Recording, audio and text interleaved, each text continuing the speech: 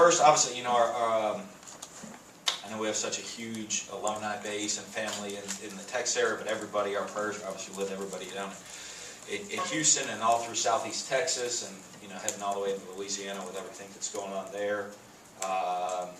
You know, when all that stuff happens, sometimes puts our football into reality, but our prayers with all those people that are suffering through that, through the storm right now. For us here, we're getting ready game week. It's exciting. You know, it's a big transition for our guys. You know, I mean, you go through spring practice, you go through training camp practices, you're just constantly going against each other, and now you got to make that transition and playing against an opponent, a different team. Going to be facing a different offense than we've been facing in a long time, and a different defense than we've faced in a long time, different kicking game, different personnel. So our guys got to do a great job transitioning into that. Pretty excited though. I'm pretty excited. I thought training camp went well. As I've said, I think the extra time that we had allotted for training camp really cut down on injuries and really was a big help for player safety issues for us. So tough challenge with the team we have coming in. You know, first year head coach, new staff. So you know, there's nothing to watch.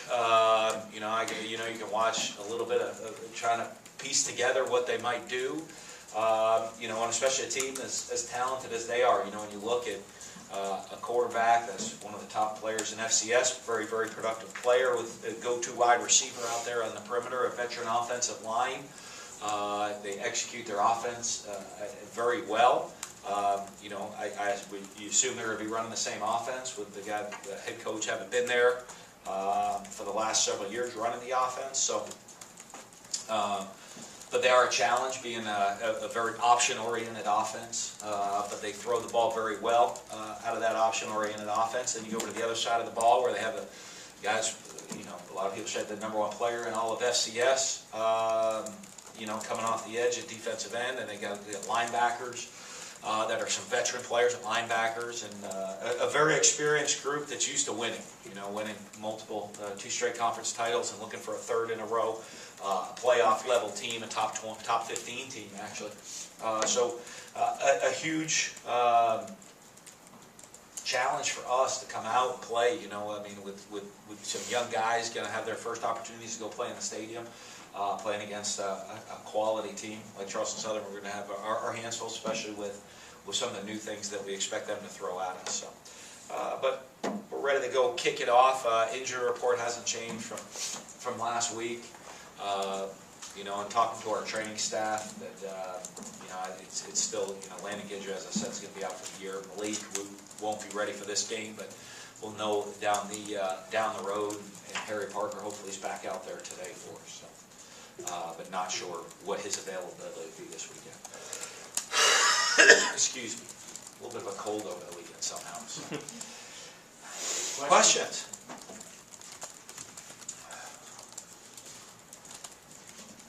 You mentioned last week, Coach, that there's still some decisions to be made with red shirt and things. Is there anybody that you feel comfortable saying would play on Saturday, any of the true freshmen? Yeah, I mean, I want to see how they handle this week of practice. You know, I know Willie Gay's in the rotation for us. Tucker Day's competing to go play. So there's a couple guys who are going to have that opportunity to go play right away. But again, this is a first time for them, so I got to see how they respond right now to kind of picking up a game plan and are they ready to get on the field on game day. Hey, Dan, I'm just curious how much you bring up the South Alabama game from last year when, you know, trying to sort of, I guess, implement some lessons from that game in regards to the opener this year, or is that something that doesn't necessarily have to be brought up? No, I don't think so. You know, I mean, different team, different everything. They were a good football team. You know, I don't know that we played exceptionally well last week, but that's on last year. I'm sorry, that's on the coaches. You know, of us making sure that we transition and put everybody in the right position to make plays. And, you know, so I haven't really thought much even discussing that.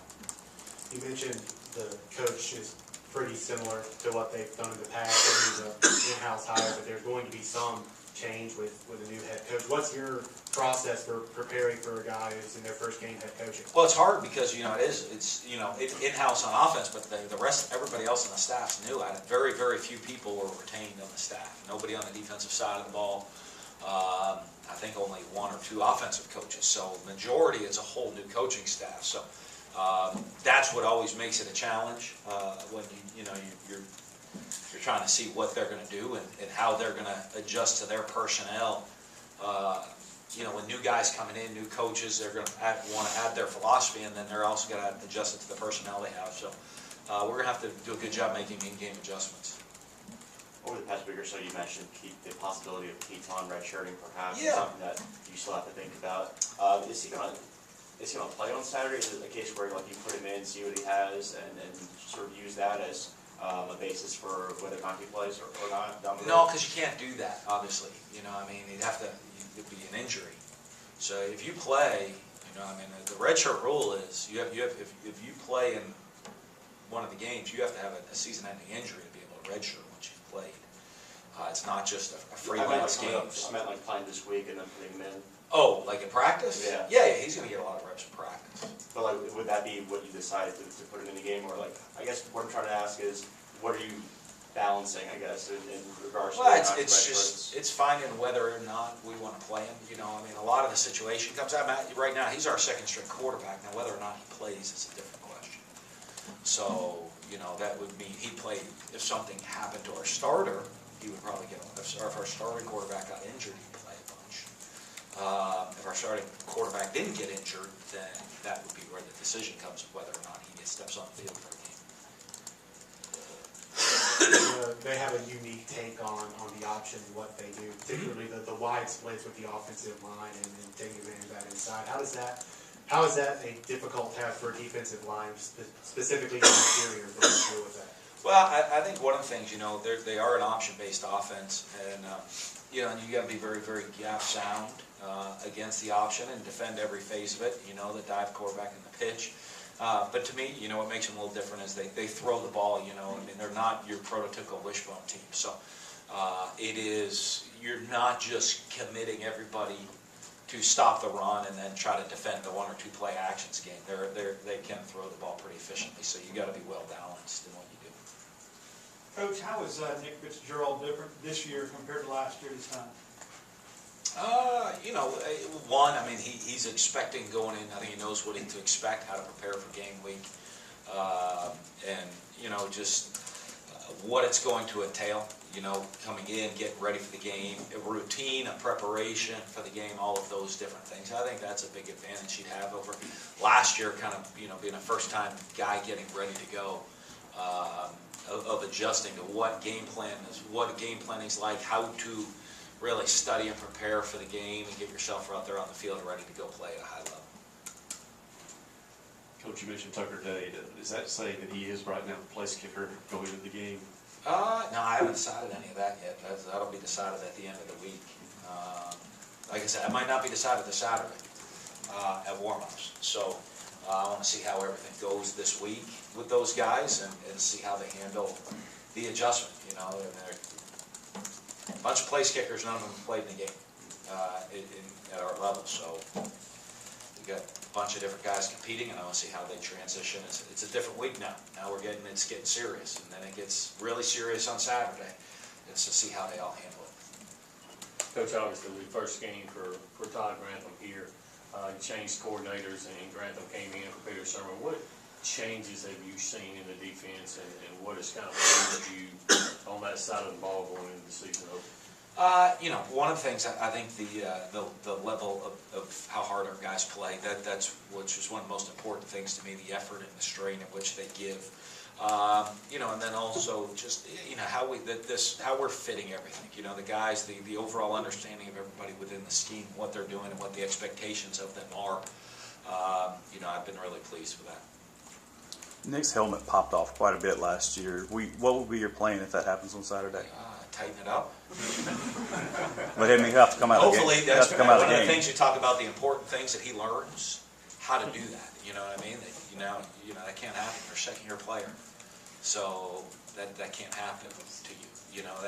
That don't happen to the big-time guys. But if it does, what will be your plan? Will you get something in place this week? Yeah, we'll figure it out.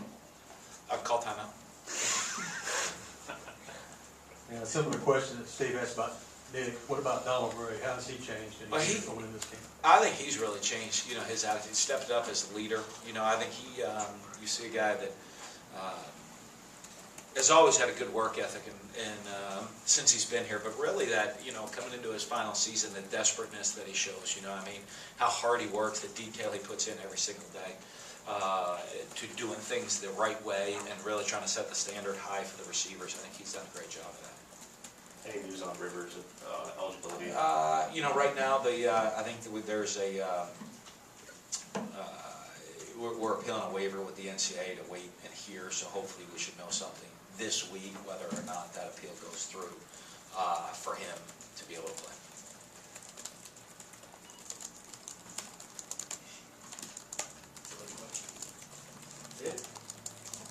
All right. Good deal, thank you.